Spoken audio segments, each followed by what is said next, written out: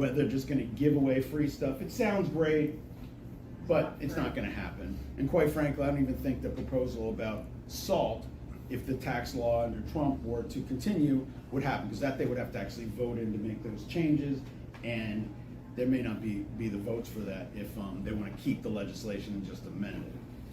The point that I'm trying to make, and I'll continue on some of these, is that there's a lot of noise and a lot of rhetoric. So the same thing I tell my students is that focus on what they're trying to do, at least from a professional standpoint. If you're concerned about some of the personal things, that's obviously important, but when we're talking about it as business owners, like I have to talk to my clients about some of the impacts of that.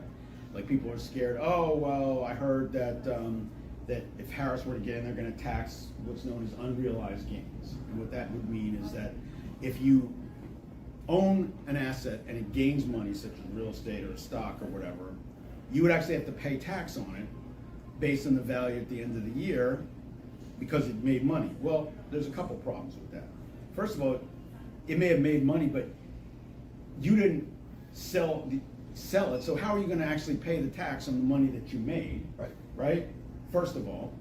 Second of all, as we've seen the past few years, okay, in 2021, when the market recovered from COVID, it was up like 27%. Well, 2022, it was down like 23%. 2023, it was up about 23%. Right now, year to date, it's probably about 15%. So if you pay tax on a gain and you don't sell it, and then you have it the next year and you have a big loss, so what, do you get the money back? Right. And then the following year? So it would be so unwieldy from an administrative standpoint, it's not realistic. But the thing is, one second, I just want to make this one point. The thing is that people are getting all concerned about it.